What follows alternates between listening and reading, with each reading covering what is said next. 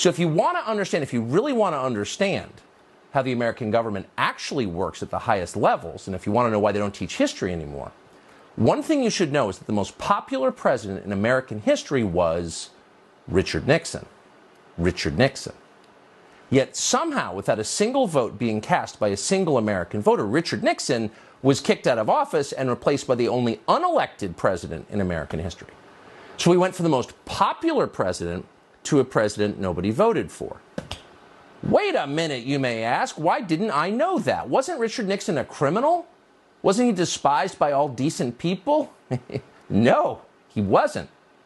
In fact, if any president could claim to be the people's choice, it was Richard Nixon. Richard Nixon was reelected in 1972 by the largest margin of the popular vote ever recorded before or since. Nixon got 17 million more votes than his opponent. Less than 2 years later, he was gone. He was forced to resign. And in his place, an obedient servant of the federal agencies called Gerald Ford took over the White House. How did that happen? Well, it's a long story, but here are the highlights, and they tell you a lot. Richard Nixon believed that elements in the federal bureaucracy were working to undermine the American system of government, and had been doing that for a long time. He often said that. He was absolutely right. On June 23, 1972, Nixon met with the then CIA Director Richard Helms at the White House. During the conversation, which thankfully was tape recorded, Nixon suggested he knew, quote, who shot John, meaning President John F. Kennedy. Nixon further implied that the CIA was directly involved in Kennedy's assassination, which we now know it was. Helms's telling response? Total silence. But for Nixon, it didn't matter because it was already over. 4 days before, on June 19th, the Washington Post had published the first of many stories about a break-in at the Watergate office building. Unbeknownst to Nixon and unreported by the Washington Post, 4 of the 5 burglars worked for the CIA. The first of many dishonest Watergate stories was written by a 29-year-old Metro reporter called Bob Woodward. Who exactly was Bob Woodward? Well, he wasn't a journalist. Bob Woodward had no background whatsoever in the news business. Instead, Bob Woodward came directly from the classified areas of the federal government. Shortly before Watergate, Woodward was a naval officer at the Pentagon. He had a top-secret clearance. He worked regularly with the intel agencies. At times, Woodward was even detailed to the Nixon White House, where he interacted with Richard Nixon's top aides. Soon after leaving the Navy, for reasons that have never been clear, Woodward was hired by the most powerful news outlet in Washington and assigned the biggest story in the country. And just to make it crystal clear what was actually happening, Woodward's main source for his Watergate series was the deputy director of the FBI, Mark Felt. And Mark Felt ran, and we're not making this up, the FBI's COINTELPRO program, which was designed to secretly discredit political actors the federal agencies wanted to destroy, people like Richard Nixon. And at the same time, those same agencies were also working to take down Nixon's elected vice president, Spiro Agnew. In the fall of 1973, Agnew was indicted for tax evasion and forced to resign. His replacement was a colorless congressman from Grand Rapids called Gerald Ford. What was Ford's qualification for the job? Well, he had served on the Warren Commission, which absolved the CIA of responsibility for President Kennedy's murder. Nixon was strong-armed into accepting Gerald Ford by Democrats in Congress. Quote, "We gave Nixon no choice but Ford," Speaker of the House Carl Albert later boasted. 8 months later, Gerald Ford of the Warren Commission was the President of the United States. See how that works? So those are the facts. Not speculation, all of that actually happened. None of it's secret. Most of it actually is on Wikipedia. But no mainstream news organization has ever told that story. It's so obvious, yet it's intentionally ignored. And as a result, permanent Washington remains in charge of our political system.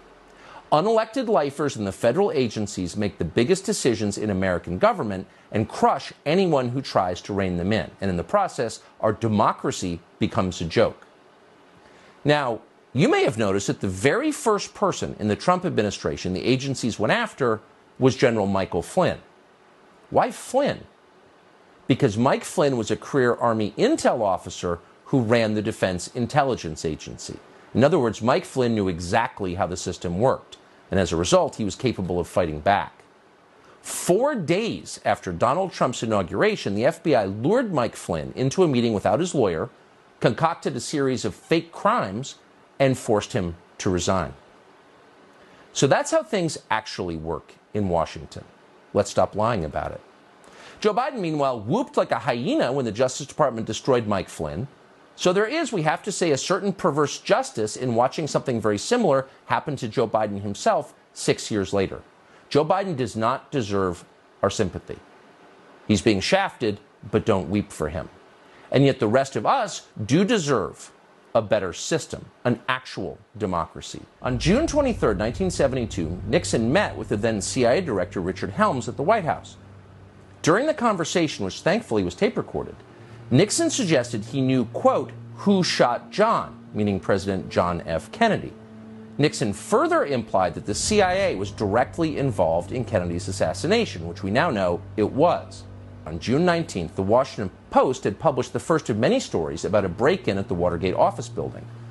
Unbeknownst to Nixon and unreported by the Washington Post, 4 of the 5 burglars worked for the CIA. Nixon got 17 million more votes than his opponent. Less than 2 years later, he was gone. He was forced to resign, and in his place, an obedient servant of the federal agencies called Gerald Ford took over the White House. How did that happen? Who shot John? Is Eisenhower to blame? Is Johnson to blame? Is Kennedy to blame? Is Nixon to blame? Et cetera, et cetera, et cetera. What's up, guys? It's your boy Benny. Ever since the Kennedy assassination, the trust in government for the American people has completely collapsed. Now, there's a lot of reasons for that. One, the government lies about the Kennedy assassination. There are 16,000 documents that the government refuses to release to you. Even Donald Trump refused to release these documents. Trump said he couldn't release the documents. That makes no sense at all. What do you mean? Who's tying your hands behind your back? But it has never, ever recovered. Check this out from Pew Research. Pew Research saying public trust in government, 1958 to 2022, absolute and total collapse. 67% of Americans trusted their government in 1964, the year Kennedy was killed. And then, what do you got today? 20? It's been even lower. 17 here. It's like, it's just collapsed. Here, 14%. 14% during Obama, 2014. Single digits. We're approaching single digits on the trust for the government. Why? Because our government is illegitimate. If the government can kill presidents, then the government itself is illegitimate. And there is a government on top of the government. There is a wholly elected organ inside of our country that can essentially usurp democracy. It's not democratic at all. And Tucker Carlson is there talking about the Nixon assassination, political assassination, metaphorical there, and saying that the CIA had something to do with that as well. There's a lot of people, including a plurality of the American people, according to recent polling, that agree that the CIA had some involvement in the Kennedy assassination. Kennedy didn't like the CIA. They were beefing. They were fighting. There was a totally failed CIA operation called the Bay of Pigs that got a lot of egg on Kennedy's face, as they say, and he was very upset at the CIA for that. He thought the CIA should essentially be splintered into 1,000 pieces, and he said so. Well, the CIA couldn't allow that to happen. And you may say, oh, Benny, why would you play us this Tucker clip? Tucker's right wing. You're right wing. You're just fomenting a conspiracy theory. Well, how about this? It's hard to find a more left-wing publication than the Daily Beast. The Daily Beast are the scourge in the bottom sewers of left-wing media. They don't publish stuff that is complementary to the right. And here they are with an article. This is from 2022. My, oh my, 2022. Just last year. The redacted truth about the CIA's redacted role in Watergate. By now, we know, well, everyone, right up to Nixon, knew about the Watergate. And when they knew it, with one big exception, the CIA. The lead to this article is just great. When asked about his role in the CIA Watergate affair, Senator Howard Baker famously said, "There are animals crashing around in the forest. I can hear them, but I cannot see them." Co-chairman of the Senate Watergate Committee, Baker filed an appendix to the panel's final report, raising what he said were unanswered questions about the CIA's involvement. The agency, Baker suggested, knew more about the burglars than they had admitted. It certainly wouldn't be the first time that the CIA lied to Congress. The discovery of the full story is off limits to the American people. Key details about the CIA's relationship with the Watergate burglars are still shrouded in official secrecy, even on the 50th anniversary of the break-in that led to the downfall of President Nixon. Now, President Nixon had his presidency ripped from his hands because of this scandal, quote-unquote. We know that this scandal itself was a fabrication and creation of the deep state. How do we know that? Because FBI agents were leaking this information to reporters. This is where you get the whole Deep Throat saga and scenario, Woodward and Bernstein. And more importantly, and I think more effectively, you've never had the CIA answer for their horrific relationship with Richard Nixon. Richard Nixon, also a man who wanted to figure out who killed Kennedy.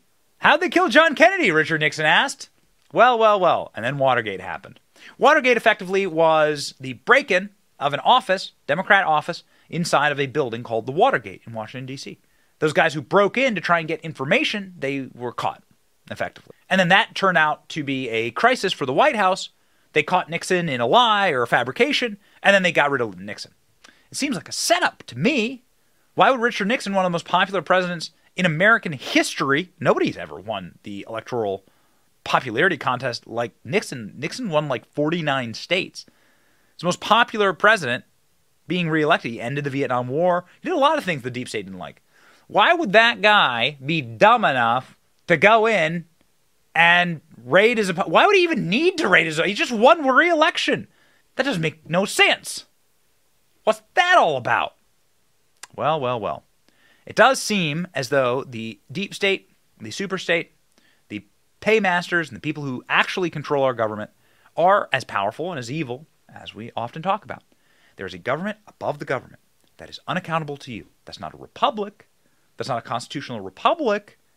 That's more like a theocracy, where you have people that are role-playing God, because that's what they think they are. A hedonistic, satanic oligarchy. And Tucker Carlson's calling them out, saying these people had a role in that. And it's about time that a president answer questions about this, that a head of the CIA actually get square with the American people and reveal what they know and what they did and what their actions were with the Kennedy assassination and with Richard Nixon. It's time. It's time. That's how you save America. And that's what we do on this channel. Like, share, and subscribe. It's your boy Benny. See ya. Thank you for watching. Our channel's here to meme the libs until they cry and then to meme them crying. Their tears, they taste just like sweet, delicious ice cream. Salty, too. We ridicule the establishment and the libs because of you. Your support keeps us going. So if you like what you saw, please punch the subscribe button, click like, and ring the little bell so that you know when we're live. Don't you want to know when we're live? And make sure that you subscribe to our email list just in case the plug gets pulled, as tends to happen. If you want to see more of our videos, click here or here. My name is Benny Johnson. Stay free, base patriots.